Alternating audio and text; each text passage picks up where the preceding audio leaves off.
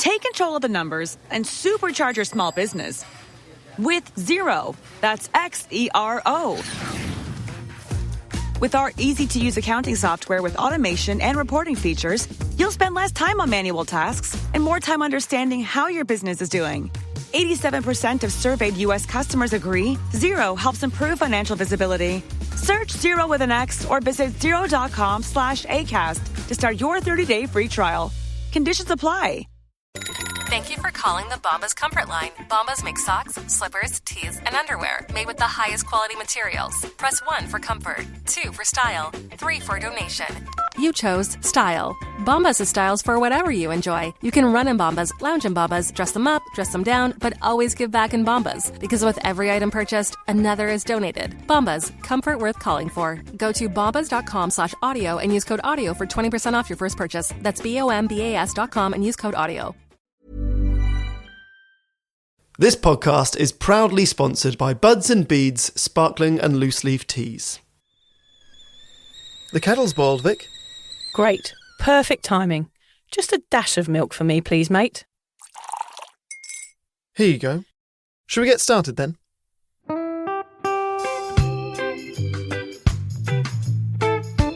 Have you ever woken up on a Sunday morning and said, I'm never drinking again, and then found yourself waving $50 at a barman by happy hour? Are you wondering why everyone else can stop at 1 while you head to a dodgy after-party with a weird bloke called Disco Dave? If so, it might be time to take a deeper look at your relationship with your reliable social crutch, alcohol. On each episode, we'll investigate our own dysfunctional dealings with booze and find out if it's possible to stop this deeply ingrained habit before things get too messy. Yep, we're going to open up a shame shed of humiliating drinking stories to help you understand why waking up from a booze coma each weekend with a kebab sticking out of your top pocket might actually be negatively impacting your health.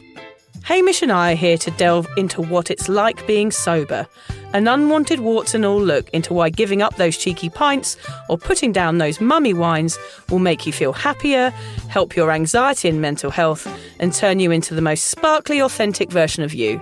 Won't that mean I become boring though, Vic? Well, Hamish, we'll just have to wait and see. I'm Victoria Vanstone. I'm Hamish Adams-Cairns. And this is Sober Awkward.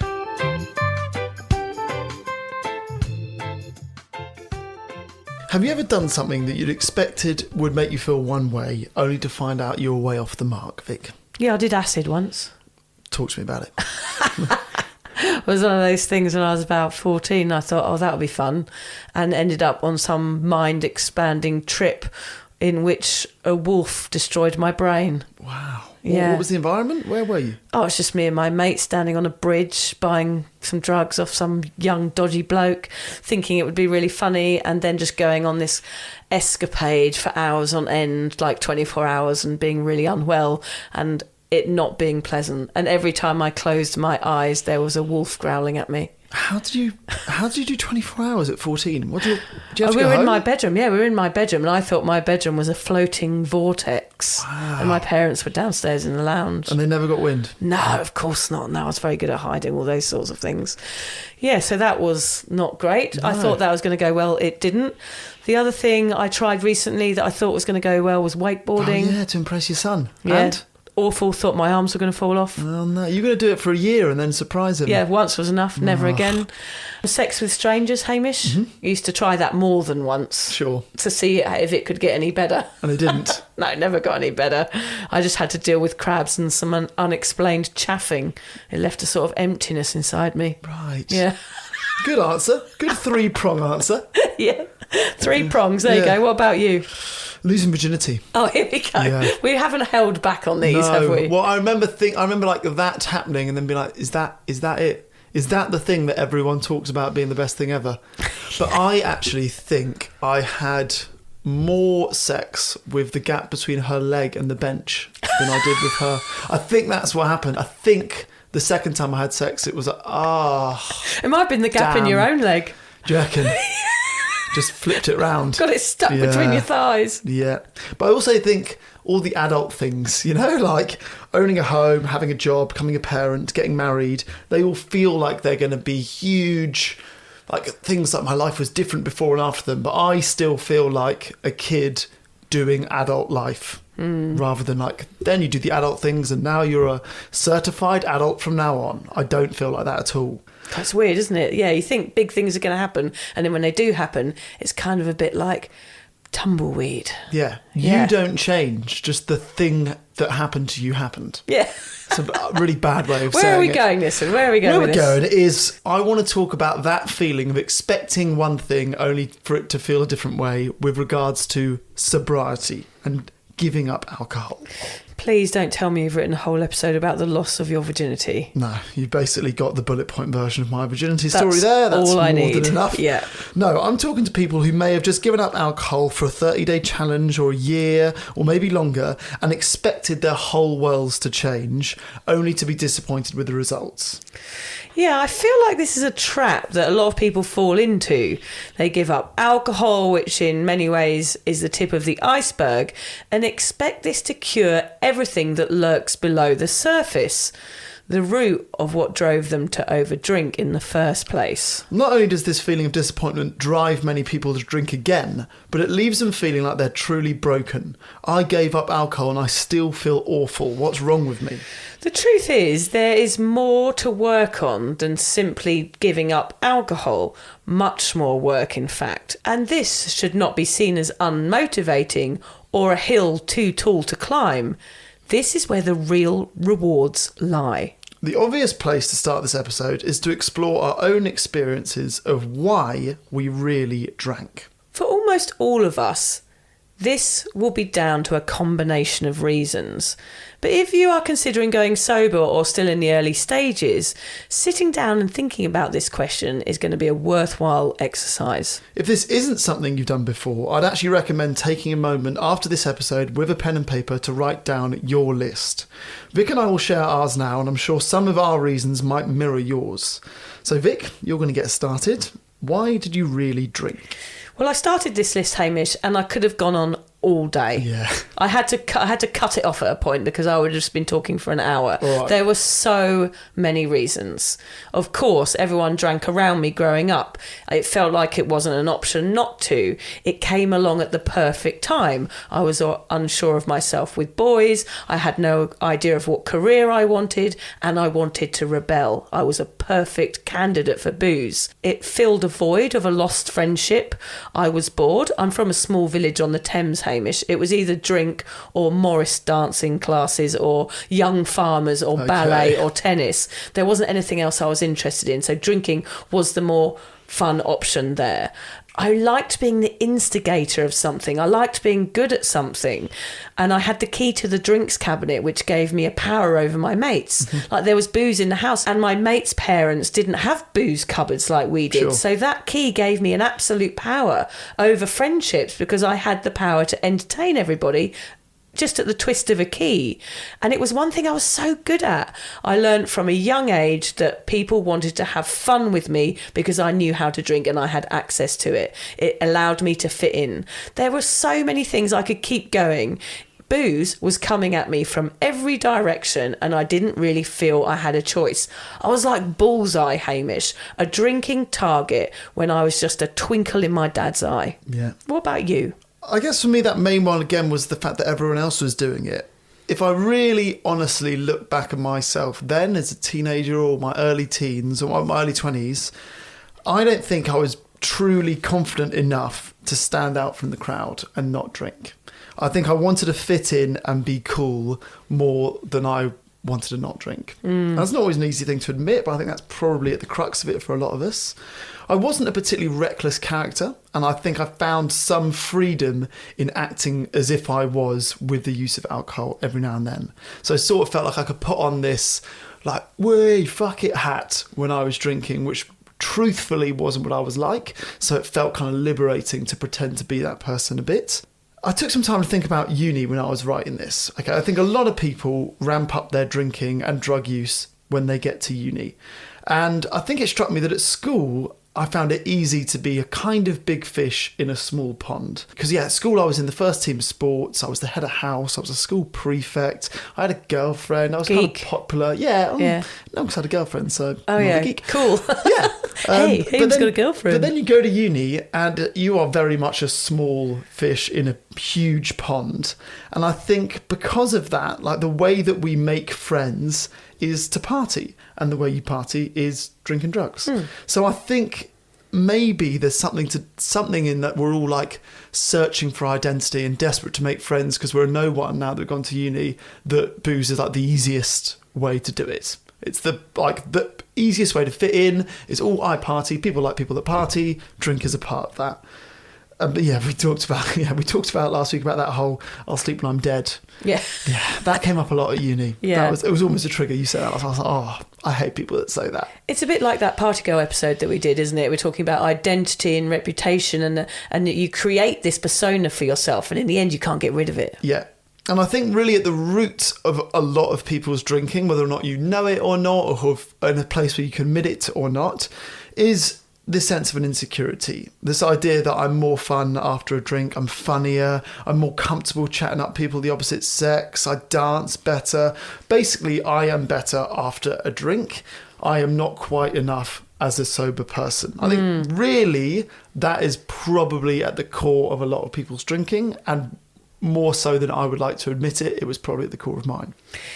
Is that why you wanted to write this episode, Hamish? That was what I meant to ask you at the beginning. Like, what when you wrote this, when you decided on this topic, because me and Hamish take turns each week and deciding on a topic, and it's funny how they reflect our different stories, don't they? So, no, that wasn't it. What it was for this is I heard Macklemore in an interview recently. He relapsed during COVID, and he was booze and drugs, and he got sober for X amount of years. COVID happened, he relapsed, and he basically was emphasising the point that giving up alcohol isn't enough for a lot of us. Like, if you do have a problem, then just cutting out the booze does not fix the problem. Like we said earlier, there's a lot of work around it to maintain your sobriety. Yeah. Going sober, great, it gets you sober. It doesn't necessarily keep you sober without the rest of the work. Oh, you could use that as a quote, Hamish. I just came off the top of my head. That was impressive. I am impressed. I'm the guru now. You are the guru. Finally. Funny you say that. John, my husband's given up drinking now for what? I don't know. It must be coming up to a year. Very similar to me. 6 months to a year at least, yeah. He hasn't counted because it's just something that's organically happened over time.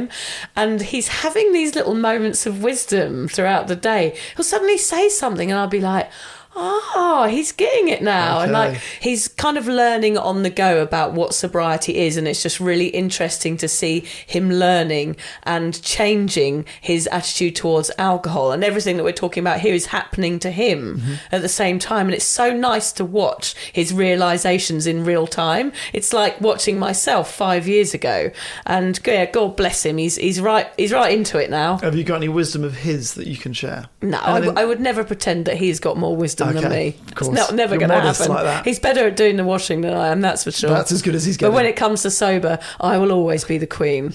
It's weird that you make him call you that. Yeah, the queen. The sober queen. I don't. Only in sexy time. Oh, God. Not really. Have you got the list of why you drank figured out in your head? Hame and I were fortunate to have not turned to alcohol to fix larger psychological battles. Well, partly, I would say me, not so much you, but I think with my anxiety, I certainly did. Yeah, that's fair. Depression, grief, trauma, and difficult childhoods. I mean, everybody's got a bit of those to a certain level, I would say.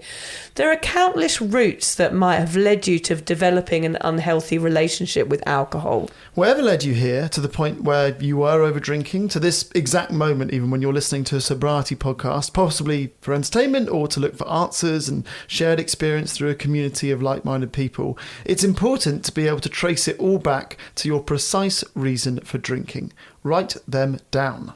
Are you getting into gardening, Hame? No, not really. I think I'm more into it than you are. You've never mowed the lawn, but why do you ask? I wanted to know whether you have ever de-weeded your garden. Yes, every few weeks. You're not going to ask me to de-weed yours, are you? No. Oh, no, we're not talking lady gardens, we're talking actual gardens here, Hamish. De-weed your lady gardens. Everybody weeds their lady garden, don't they? What an image. Just de-weeding in here, don't come in.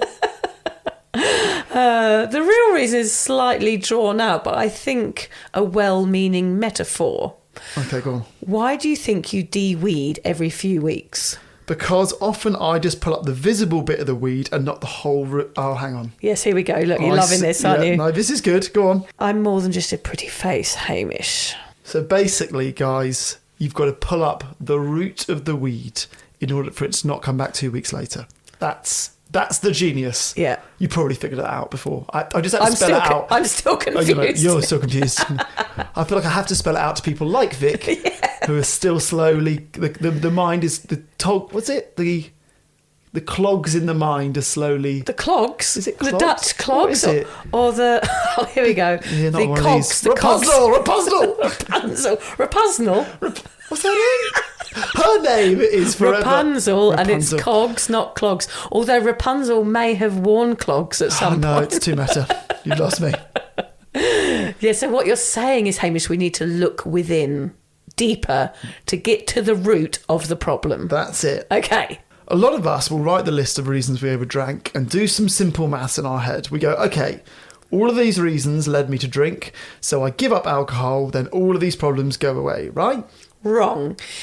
If only it was that simple. Giving up alcohol just pulls up the head of the weed. It's called the head of the weed, isn't it? I don't know. Fuck it, I have no idea. But the root remains and will regrow and rear its ugly head if unattended for too long. Vic, the day you gave up alcohol coincided with you addressing some of the root issues through seeing a therapist. So in a way, I think that might have saved you from falling into the trap that this episode is really about. What was it like for you? Well, I think by saying there, Hamish, you say I did therapy. What we're saying is that I did the work. Yeah. I did the work that I needed to do to be able to have a very secure sobriety. Yes. I started off on the right foot. Those two things were on the same day, right? The same day. Yeah. Which is a good tip. Yeah, which is a good tip to get a therapist on the day you decide to give up drinking. Mm-hmm. I think that's really important. It was very confronting going to see a therapist because I meant I had to go in somewhere and say, well, I think I might have a bit of an issue. Mm-hmm. But it was surprisingly healing to say those words because I had to face it for the first time. Dredging up stuff from the past did seem quite pointless because I didn't realise when I went in there that was affecting me. I did not know that all of the weeds were causing me to be poisonous, if you know what I mean. Nothing else had stopped me drinking so far. I wasn't solving the problem on my own, so therefore I had to trust. And I had issues that I never knew about, which was really, really fascinating. Like the tsunami, for example. I used to tell that as a story, as part of something that had happened to me, that I had, my partner had gone missing and my bar had been destroyed and all of that. I never considered myself to have trauma from it. But when it came up in therapy, I burst into tears. Right. So I think that's a sign sometimes, is that you haven't really dealt with something. All this emotion came up about it, all the things that I saw in the weeks after it. And it was a lot of horrible things. And I just kind of pushed it aside and gone, well, that's okay. Have another drink, probably. All of it revealed the reasons why I drank and why I'd been so unkind to myself. And so I always say that therapy and the work, as we call it, is like having a pack of cards, Hamish, and the therapist has the cards, and the cards are all different stages in your life, all these different things that have happened, and it's like she spreads the pack over the table. Okay. And it's all there and you're not sure what any of it means, and in therapy you're able to pick out the cards that you want and put back the ones that you don't, and you're left with half a pack, which is your new life, and it helps you build a foundation. And with that you get to see a bird's eye view of your life. You get to look up, look down from above and see where you've been going wrong and pick out the bits that you want to keep. You see your good bits, your bad bits, and you work out what has been going wrong with your life. Therapy, when questioning my alcohol intake, unearthed lots of issues. Therefore, I dug up the weeds. I chucked them in the compost. I planted new seeds, and I got to plan the life that I wanted. I got to choose how my life looked and start again. And I blossomed. You've never done any gardening. Did you have to Google what they all meant? No. What's compost? What's blossom? What are seeds? It did take me a while to realise what compost was. You're running with the metaphor. I decided to run with your metaphor I like today. it. Were there any causal issues that you still had to work on outside of your therapy, or you still work on today? People pleasing. Yep. Still one I worry about what Can't people think of fix me. it with therapy, really, yeah. I try to not worry. I try to have boundaries, but it's still something I struggle with. I did go back to therapy when I started to get some hateful messages on Instagram. Really? Yeah, I just went back and I had a session with her and said, look, this is making me feel shit. I don't absorb all the good messages that I get, and I get really affected by the bad ones. It makes me feel really sad. I go into a sort of mental turmoil when someone sends me hate mail. Remind me not to read any book reviews when my book comes out, Hamish. You do need to do that. That is fucking hard, though. Yeah, they do affect you, and the book will get... It'll get bad reviews. It'd be the same as podcasts, right? Good and bad. I think it will break me. I need to not do it. It affects my heart. How can you train yourself to not do it? Well, because, Hamish, that is my personal story. That's my life. Yeah. So it's like someone going, your life is shit. Yeah. Yeah, I don't care about the writing or whether that's good enough. But someone says to me, "You are shit. Your book is shit." It's like saying, "Well, your life is shit." But how are you going to avoid them? I don't know. I think I'll just have to go to therapy once a week. Don't you? I don't know. I just wouldn't even go looking for them. I guess the podcast ones are tricky because we get an email every week which has some reviews in it. Yeah. So it's quite hard to avoid them. You can go looking for them. I don't go looking for them. You sometimes find some that I haven't seen. Yeah. But yeah, the book would be the same. It's easier said than done to not look. People pleasers should not write books. Yeah, or have podcasts. Or have podcasts. Or just switch off. Can you switch off reviews? Is that a thing? I don't know. You shouldn't put yourself out there if you're a people pleaser, because all you're doing, like, maybe that's why I put myself out there. Again, like, it's more psychological than we imagine. Could be. Yeah. And what have you learnt about yourself through all of those? Through the therapy? Through the causes, like the people pleasing or the opinions mattering. Like, what have those taught you? Well, I've proved that everybody is deserving of therapy. I didn't think I was.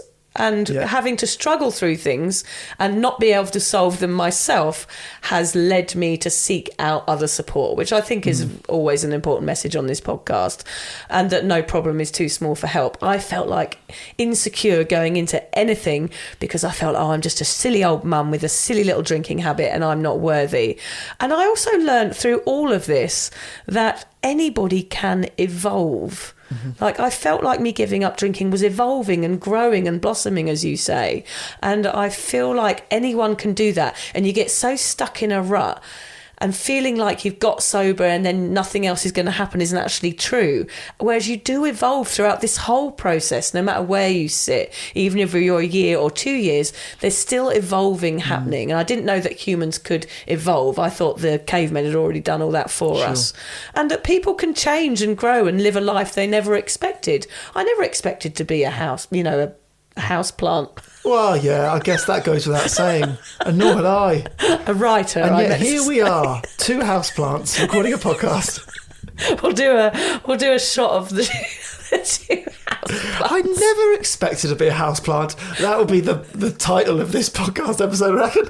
If we were houseplants, Hamish, we would both be dead because I am shit at looking after plants. You would kill us. Yeah. I have grown as a human, but my yuccas are fucked. And the cactus I bought, the spines fell off and it now resembled a shriveled up mouse's penis. Oh, God. Yes, it does, though. I'm going to show you it. I'll show you it and I'll compare it to a shriveled up mouse's penis. That's my concern, is that you know what a shriveled up mouse's penis looks like. Doesn't everyone? What are you Googling? Reassess what you're Googling. I'm just a plant. I don't know what I'm doing. I'm just a cactus. No. You're a human. Is that game? You know the game Cock or Ball? No. Cock or Ball is when you are not enamoured. So I would get either a little bit of my cock out or a little bit of my ball out, and I'd show it to you and you'd go, do you reckon that's a cock or ball? And you go, I reckon that's ball. And I go, no, that's my cock. Similar with cacti or mouse penis. Okay, excellent. I'm glad that we Little we game know for that you game. and John. Yes, excellent. Cock or ball. Love it. What about you? Apart from that, all that I haven't played that game all in a that while. waffle. Is it different for you, given that you gave up alcohol without having a major problem with it? I think for me, doing the work around the why is a more fascinating exercise rather than like an important tool to keep sober. So it's more like a joy rather than a necessity, if that makes sense. Yeah, that totally does. And I know that I'm lucky to be in that position. I know that that's not the case for lots of people who have to give up.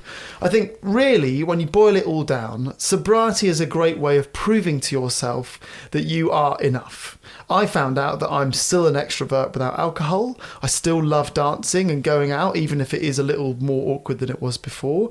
I still have I have a bigger interest and passion in exercise, eating healthily, breath work and cooking than I ever thought. And I really like writing and recording these episodes in the hope they connect with and inspire other people.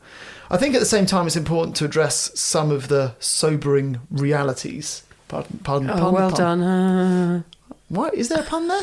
No, it's not a pun. It's just, you're just trying to be clever, that's all. Am I? Yeah. I know, I've written that and I don't know where the funny bit It's not, I don't know where it is either. Okay. A question you will get asked a lot, no matter how long or short you've been sober for, is, wow, do you feel the best you've ever felt? Mm-hmm. You get this? Yep. And you want to say yes. It feels like it's the right thing to say. It feels like that's the answer they want to hear you say. But the truth is, sometimes you feel shit. Or most of the time you just feel fine, and sometimes you feel great. It's kind of the same as when you were drinking. There are going to be up days and bad days and fine days. I don't feel like I can honestly say, yeah, I feel the best I've ever felt every day and my life is rainbows and unicorns now. And I feel like you need to prepare yourself when you are newly sober to the fact you're not going to feel amazing every day. It's very true. I mean, it's because you're living on this more content line, which we talk about a lot. There's not these massive euphoric highs anymore. Yeah. And you do sometimes get out of bed on a Sunday morning and go, yeah, I feel amazing and I'm so pleased not to be hungover. But then stuff happens, normal day-to-day stuff, and it brings you back down to this very normal line of where you live your life. The disappointment of just feeling okay, that is, I guess, despite what might have been a monumental effort to go sober, can be enough for many of us to turn back to alcohol. You feel shortchanged. I know. Well, I think you give up alcohol and then you expect your life to be like a musical. Yes. So bouncing out of bed and everyone's singing and dancing and everyone's got choreographed dance routines, and then you die of old age in the arms of Julia Roberts. Yeah. That was what I thought life would look like. Yeah. Julia Roberts, really? That's a bit old school, that one. Yeah, it does age me a bit, doesn't it? It does a little bit, yeah. Okay, then like Die in the arms of Billie Eilish. Ariana Grande. Yeah. Someone a bit younger and cooler. So, Vic, what do you mean by this phrase, doing the work? Well, I think it's something that comes up in the recovery community quite a lot. It means that once you get sober, you can't just get sober and then everything's okay. That's what we're saying with the therapy. You have to eat it, breathe it and sleep it, Hamish, sometimes, especially if you've got a really severe addiction issue. You sort of have to drown yourself in sobriety like you did with booze and gulp it down until it leaks out of your Doc Martens. Doing the work means you have to work on yourself, your whys, your past, your needs and failures, and you have to dig that hole and jump in feet first and then claw yourself back into the light. This process is going to be really emotional for most people, painful and perhaps a little itchy, Hamish. It will take time and it won't come just by stopping alcohol. It comes when you decide to delve into who you are, what you're made of and who you want to be. The reason you feel bored or empty in your newfound sobriety is probably because you haven't done the work yet. You haven't looked beyond giving up alcohol and maybe not addressed the trauma or grief or the insecurities that drove you here in the first place. You need to turn yourself inside out. Is that what cock and ball is? Yeah, that's basically cock and ball, yeah. Yeah, you turn yourself inside out. That's it. Okay. You have to wash off the mud, clean up the bits you don't want, and then step into the new you. That does sound a bit like Silence of the Lambs. Oh. I don't mean make a skin suit out of dead people. That's not what we recommend. Though we don't recommend that. All I mean is take a deeper look inside your heart and mind to discover who you are. There's the guru again. Yeah, no skin suits. Sure, okay. Yeah.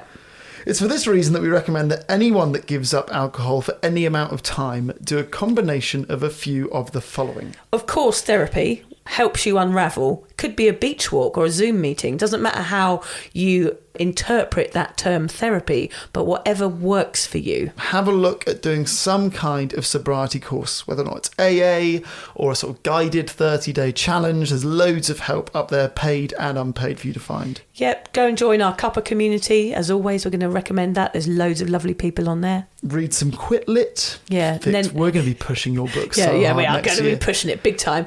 Read some Quit Lit and then just think think how brilliant the person is that's written it. Yes. And don't email them. No, and don't buy the book and then share it with your friends. Make sure they also buy the book. Yes, yeah, don't do that. No, yeah. please don't. And definitely don't get it out of a library, any Quit Lit books. No, not interested. Buy it at full price. Yeah, or is it the Audible? You might get paid a bit more. Yes, yeah, I get paid more for that. Do both. Do both, yeah. Yes. Yeah, don't share it. Listen to our podcast. Oh, we're very self-indulgent today, aren't we? Nudge, nudge, wink, wink. Here it is. Everything you need is in our 90 episodes. Mm-hmm. The guide to sober life. Experiment with new experiences. Like pouring vinegar in your eyes. That's a nice one. Yeah. No, I was gonna go with good experiences rather than like. Oh, okay, right. Yeah, I get that one now. I wasn't sure. No, I was more thinking like get out of your comfort zone. Okay. Do something you've never done before to build your confidence in your sobriety and build your newfound self-confidence. Star in a porn film. That was a nice one that I thought, yeah. Star in a porn film. I'm not sure about that one. No? Okay. No, but I did look up some good names of porn films very quickly after I saw you'd written that. Well, my favourite one was Grinding Nemo. Oh, that is good. Yeah. Or Edward Beaverhands. Yeah. And Night of the Giving Head. I just thought I had those in there. Oh, hang on. Ace Ventura, Crack Detective. Oh, yeah, that's another one. And Dawson's Crack. Oh, Men in Back. E.T. the Extra Testicle. Oh, you play cock and ball on that one. So I yeah. like the fact I write something like star in a porno to make you laugh, and you take with it and you run with it, and then you do the research. I do. That's good. So yeah, if you're questioning your sobriety, Google porn movie name parodies for a laugh. It will cheer you up on a sad day. It'll cheer you up, yeah. Any more wisdom you want to add, Vic? Put your tongue in a plug socket. Just for a buzz? Yeah, give a stranger a wedgie, then run away. Very good. Yeah. No, what I really want to say is, I know this might seem hard at first and you might not feel like it's clicked. That's the question we always get asked on Cuppa, isn't it? When will this click? Yeah. What you do is you need to remember why you started this. If giving up doesn't feel like enough, don't regress to where you started. Don't take a step back to who you once were. Go forward, feel the awkward, do it anyway, and just keep going. It will get easier and it really will be the best thing you ever do for you, your family, your wallet, and your extra testicle. Your extra testicle? Yeah, the extraterrestrial testicle. Ah, the third. Yeah, the third. Close Encounters of the Third Kind. Martin Luther King quote. Oh yeah, I added this on here, Hamish, because it worked. If you can't fly, then run. If you can't run, then walk. If you can't walk, then crawl. But whatever you do, you just have to keep moving forward. What I love about that is just saying, don't go back to drinking because you know it doesn't work for you. Even if you're questioning it and you're having a wobble, don't go back. We've got another one here which says, sobriety is like a lot of things in life. Oh no, this isn't it quite. This is what I wrote. Oh. I'm going to start quoting myself. To quote Hamish Adams Cairns. Well, I've been quoted in a few books recently. And yeah. I haven't. So this is me quoting myself, just so I feel like we're on even. Okay, yeah, I'm going to introduce you. Wait a second. Could. This is a quote from the very famous author, Hamish Adams Cairns. Yeah, to follow Martin Luther King, and just before we get to Einstein, Hamish Adams Cairns. So I say Weinstein there. We're not quoting Harvey Weinstein on this podcast. Here is what Hamish Adams Cairns said. Sobriety is like a lot of things in life. You get out what you put in.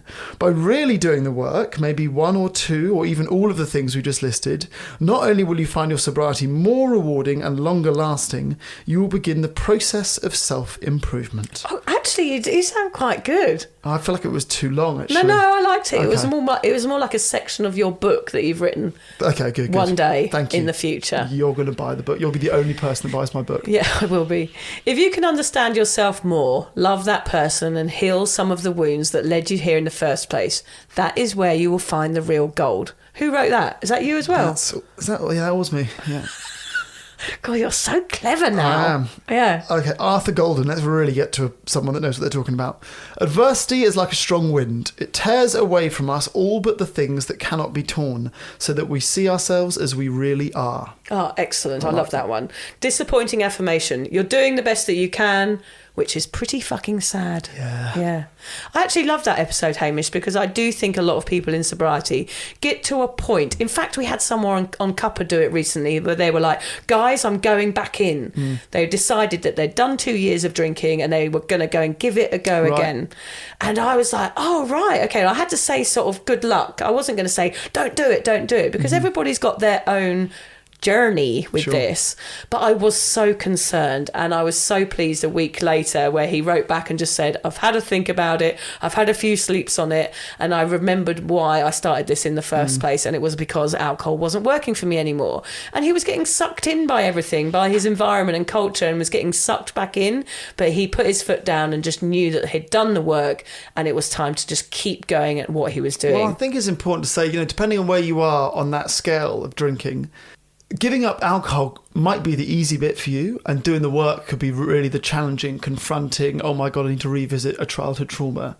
Or it might be the opposite end of the scale, where giving up the drinking is the hardest bit and the rest might feel easy. Yeah. I think that's important to say, because they're all connected, really. Giving up drinking and why you're doing it and the actual process of not picking up the bottle are all connected. And if you don't do half of the work, the rest suffers. I think that's really the point I was trying to make in this episode. Yeah, I think that's so true.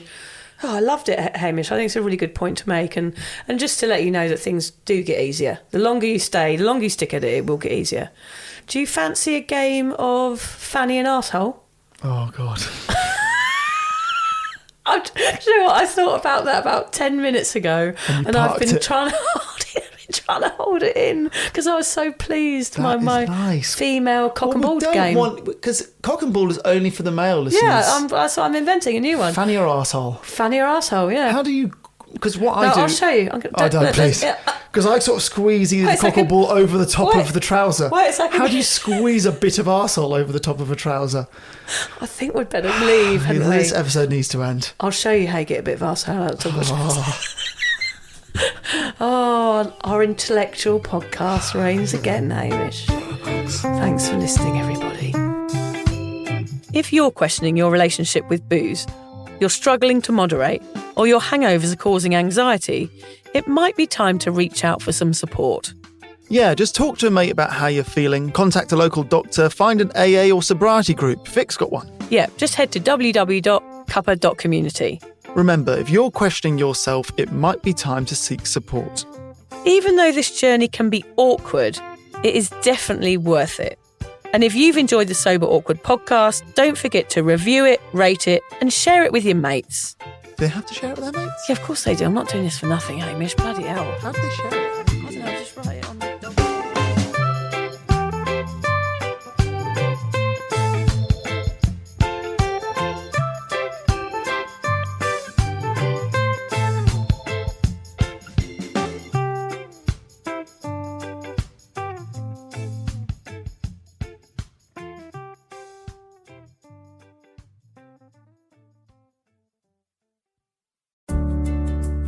Hi there. I wanted to tell you about a podcast that I think every single one of you will benefit from. It's called Therapy Works, and it's hosted by me, Julia Samuel. I'm a best-selling author and psychotherapist. I invite you into my therapy room where I speak to either a known or unknown guest. Topics range from the difficulties of divorce, a life-changing illness, to the struggles of motherhood. Search Therapy Works now, wherever you get your podcasts, and subscribe to make sure you never miss an episode.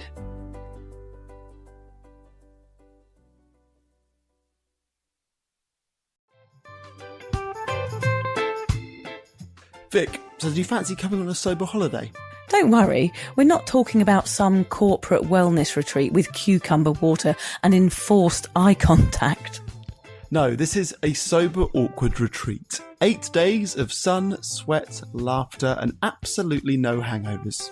Yep, it's all happening in Thailand next October. Picture this: yoga at sunrise, writing workshops, ice baths, Thai boxing, and lots of awkward sober dancing under the stars.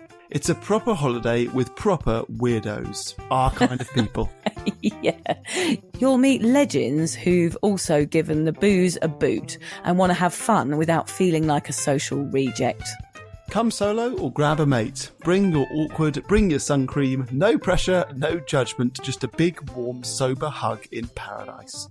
All the info is at soberawkward.com/retreats. Come and get sweaty with us, emotionally and physically, in our all-inclusive jungle resort. You'll start out as 15 strangers and leave with 15 new sober mates. I'm not sure I want 15 new sober mates, actually, particularly sober ones. Yeah. Oh, well, you're not invited then.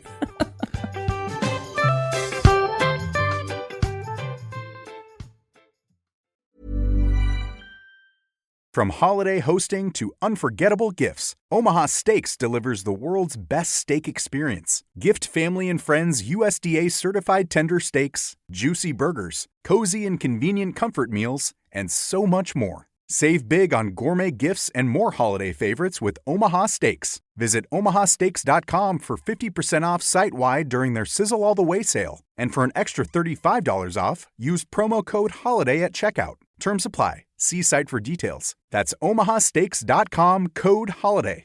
What makes Central Ohio unique? That's easy. The people. People just like you. And wouldn't you rather trust a banking partner that's in your community instead of a big national brand? That's Kemba Financial Credit Union. We know Central Ohio, and we tailor products and services to meet the needs of our community. You can open a hassle-free checking account for your everyday banking needs with no monthly service fees. And enjoy easy access to your account and remote checking 24/7. Visit Kemba.org for details. Federally insured by NCUA. Restrictions apply.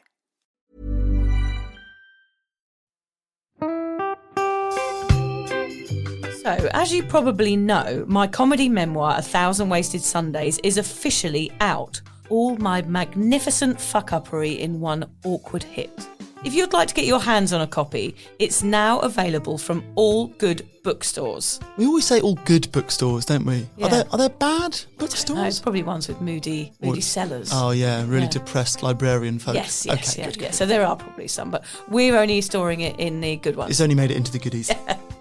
You can also get it from all good online retailers. The print version and ebook are out now, and the audiobook will be available in March. I've been writing my memoir for 5 years. It will make you laugh, cry and cringe, and hopefully inspire a few people to reconsider their relationship with booze. If you love the podcast, then I think you'll love the book, even if I do say so myself. Hamish has read it. What did you think? I feel like I know a little bit too much about you now, to be honest, Vic. Look, I really loved it. It was hilarious and surprisingly moving, but I feel like I've seen you naked in a literary sense. Yeah. Does that make sense? Yeah, that's worrying. Yeah. From an emotional point of view, seriously, it wobbled my teeny weeny wooden heart, Vic. Okay. My teeny little wooden heart. Well, his wooden heart is broken. Anyway, so if you do manage to get your filthy mitts on a copy, please do me a favour and head to goodreads.com and give me a review. Doing that will help me get it out there to those that need a bit of sober support. So there you have it. My story, unwanted warts and all.